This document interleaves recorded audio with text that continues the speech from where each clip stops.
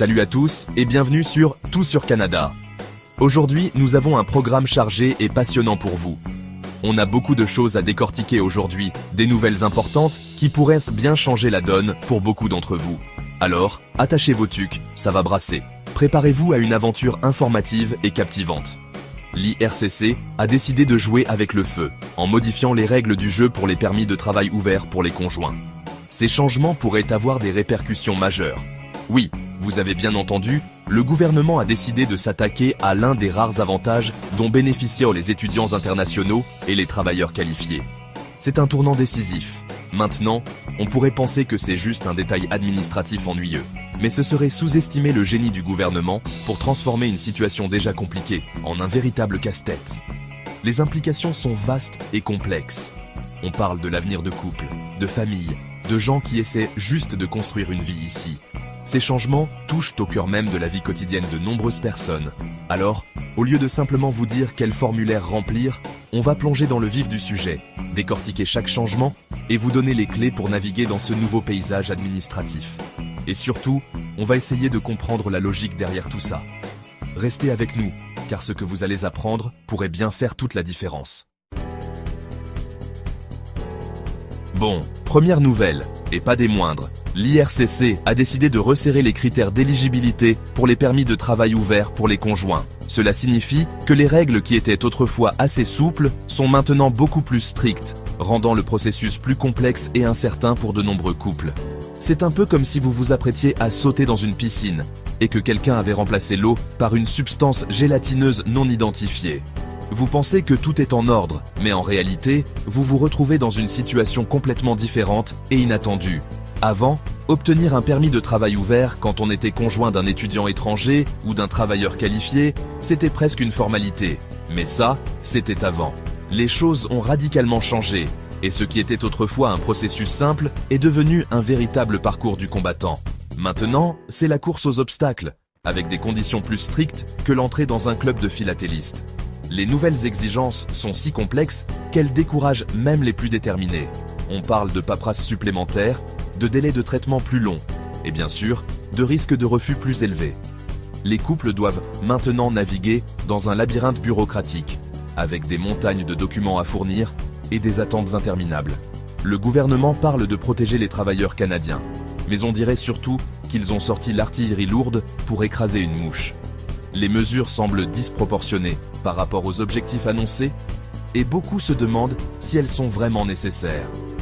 En attendant, ce sont des milliers de couples qui se retrouvent pris au piège, dans l'incertitude la plus totale.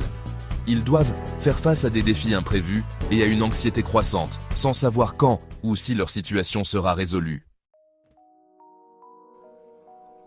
Accrochez-vous bien, parce que la suite est encore plus croustillante. L'IRCC a décidé de faire dans le sélectif. Désormais, seuls les conjoints d'étudiants internationaux inscrits dans certains programmes d'études bien précis pourront prétendre à un permis de travail ouvert.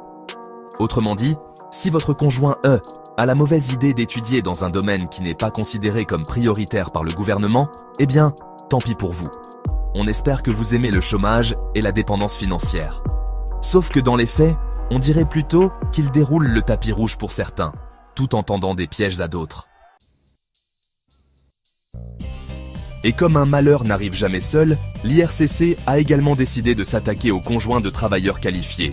Désormais, les critères d'éligibilité pour les permis de travail ouverts dépendent également du secteur d'activité du travailleur étranger. En gros, si vous êtes marié à un ingénieur en aérospatial, félicitations, vous avez gagné le jackpot. En revanche, si votre conjoint est infirmier, bon courage, vous allez en avoir besoin. On ne sait pas vraiment ce qui se passe dans la tête des décideurs, mais on dirait qu'ils ont décidé de classer les professions en fonction de leur sex appeal sur le marché du travail. C'est un peu comme si on vous demandait de deviner le nombre de bonbons dans un bocal. Sauf qu'au lieu de gagner un prix, vous risquez de voir votre projet de vie partir en fumée. Bon, maintenant que vous êtes au bord de la crise de nerfs, laissez-moi vous parler des secteurs professionnels prioritaires. Imaginez un instant, le gouvernement, dans sa grande sagesse, a décidé de jouer les marieurs, en privilégiant les couples dont le conjoint travaille dans un domaine stratégique. On parle ici de technologie de pointe, d'ingénierie, de santé, en gros, tous les secteurs qui rapportent gros et qui manquent cruellement de main-d'œuvre qualifiée. Et pour les autres, eh bien, disons que ce n'est pas la joie. Parce que oui, dans le monde merveilleux de l'immigration canadienne, l'amour ne suffit plus. Maintenant, pour ceux qui se demandent encore s'ils ont une chance de s'en sortir, voici la liste des programmes d'études qui permettent encore aux conjoints de demander un permis de travail ouvert. Doctorat en chirurgie dentaire, droit, médecine, optométrie, pharmacie, médecine vétérinaire, sciences infirmières, éducation, ingénierie, projet pilote pour les étudiants francophones en situation minoritaire et projet de reconnaissance des compétences des infirmières recrutées à l'étranger. Vous avez tout retenu? Parfait, parce qu'on n'a pas le temps de tout répéter. Et encore une fois, cette liste est susceptible de changer à tout moment, au gré des humeurs du gouvernement.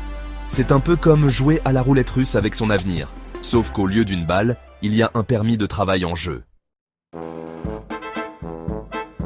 Avant, les étudiants étrangers et les travailleurs qualifiés pouvaient venir au Canada avec leur conjoint, en ayant la certitude que ce dernier, R, pourrait travailler et subvenir à ses besoins.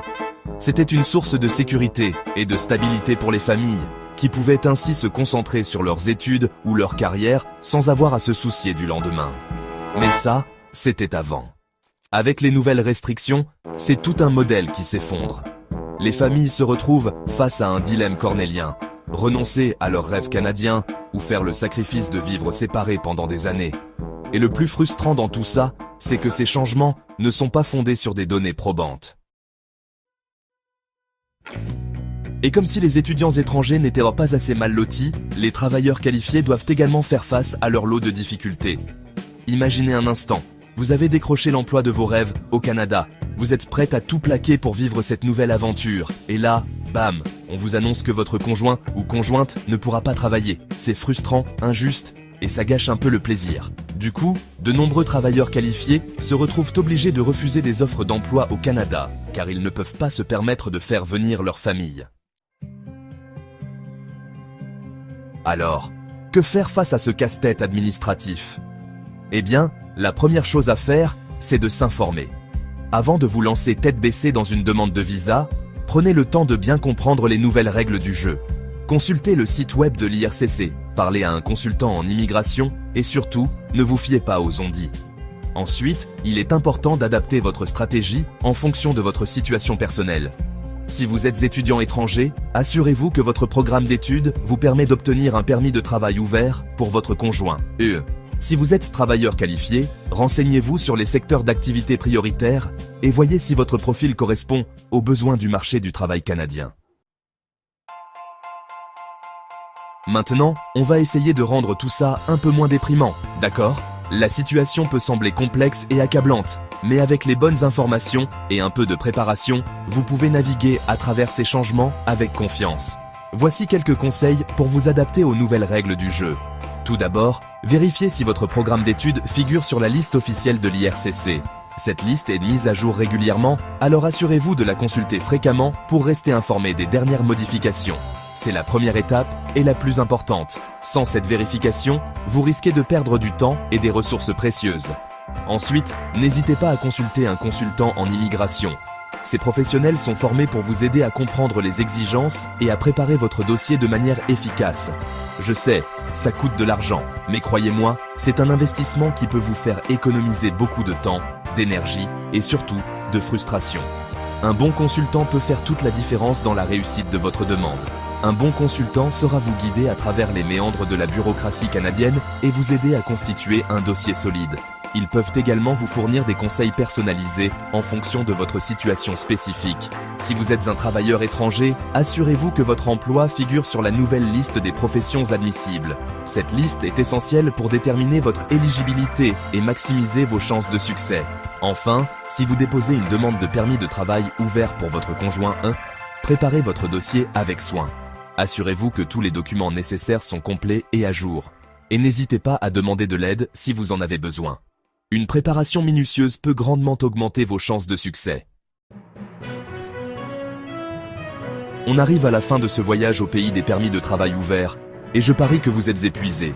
C'est normal, ces changements sont les plus importants que nous ayons vus depuis longtemps, et ils ont de quoi donner le vertige. Si vous êtes étudiant international ou travailleur étranger, il est crucial de vous adapter à ces nouvelles règles. Ne prenez pas les choses à la légère, renseignez-vous, préparez votre dossier avec soin, et surtout, n'hésitez pas à demander de l'aide si besoin. Alors voilà, on a fait le tour du sujet. J'espère que vous avez survécu à ce torrent d'informations et que vous êtes encore en état de comprendre quelque chose. N'hésitez pas à partager vos impressions, vos questions, vos frustrations dans les commentaires. Et bien sûr, si vous avez apprécié cette vidéo, n'oubliez pas de vous abonner à la chaîne et d'activer la cloche pour ne rien manquer des prochaines aventures de Tout sur Canada.